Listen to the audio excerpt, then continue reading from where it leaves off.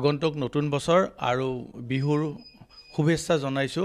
মোৰ কথাটো এনেকুৱা, আমাৰ মুখ্যমন্ত্ৰী মহোদয় সিদিনাখন আমাৰ ভিচি এখন হৈছিল, তাতেও বাৰে বাৰে কৈছে যাতে আমাৰ এই ফূৰ্তিৰ দিনকেইটাত, এই পিকনিক পিৰিয়ডটোত বা বিহু পিৰিয়ডটোত আমাৰ যাতে এক্সিডেণ্ট হৈ মানুহ মানে হেই নহয়, মানে লাইফ লষ্ট নহয়। এতিয়া কথাটো হৈছে কি, ৰাস্তা ঘাট ভাল হৈছে যথেষ্ট, আৰু ৱাইন শ্বপো যথেষ্ট হৈছে আমাৰ আগৰ তুলনাত। কিন্তু আমাৰ উদ্দেশ্য হৈছে কি, আমি এক্সিডেণ্টটো কমাব লাগে। প্ৰথমতে আমাৰ উদ্দেশ্য এক্সিডেণ্টটো কমাব লাগে। আমি পৰিবহণ বিভাগ, পুলিচ প্ৰশাসন, ডিষ্ট্ৰিক্ট এডমিনিষ্ট্ৰেশ্যন সকলোৱে মিলি আমি চেষ্টা কৰিছোঁ যাতে এক্সিডেণ্টটো হ্ৰাস হয়। এইকেইদিনত আমি মুখ্যমন্ত্ৰী মহোদয় নিৰ্দেশ দিয়াৰ আগতো আৰু এতিয়াও আমি যথেষ্ট মোৰ যদিও এনফৰ্চমেণ্ট বিষয়া আছে, MVI এজন আছে, আমি সকলোৱে মিলি পেলাই আমি সদায় কাম কৰি থাকোঁ ৰাস্তাত।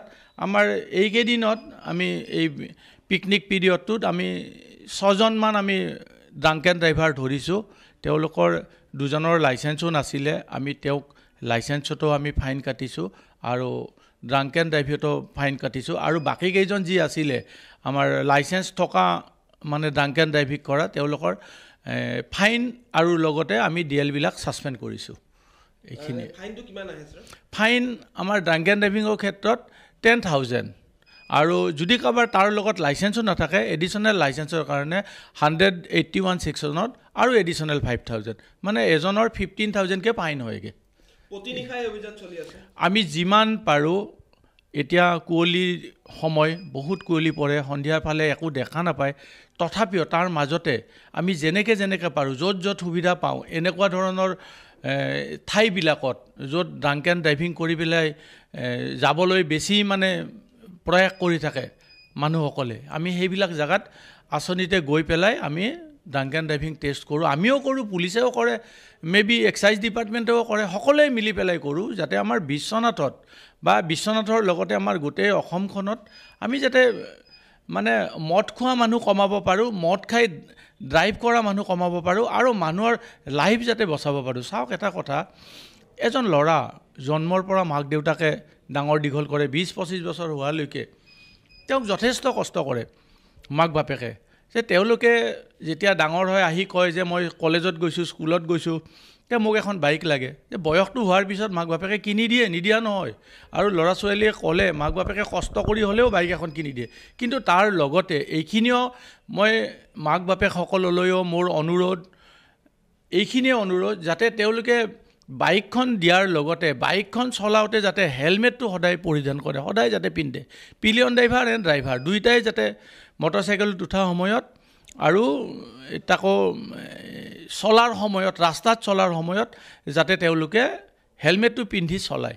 এইখিনি আমাৰ ফালৰ পৰা সদায় আমি, এতিয়া চাওক আপোনালোকে যথেষ্ট কষ্ট কৰে এইবিলাকৰ ওপৰত, যে মিডিয়া পাৰ্চনখিনিও এনেকুৱা নহয় যে তেওঁলোক বেলেগ ছাইডত নহয়, আমাৰ লগতে তেওঁলোকে সহায় কৰে ৰাইজৰ ভালৰ কাৰণে, যাতে ৰাইজখিনি সজাগ হয়। এইখিনি এটা কথা আমি সকলোৱে মিলি চাওক।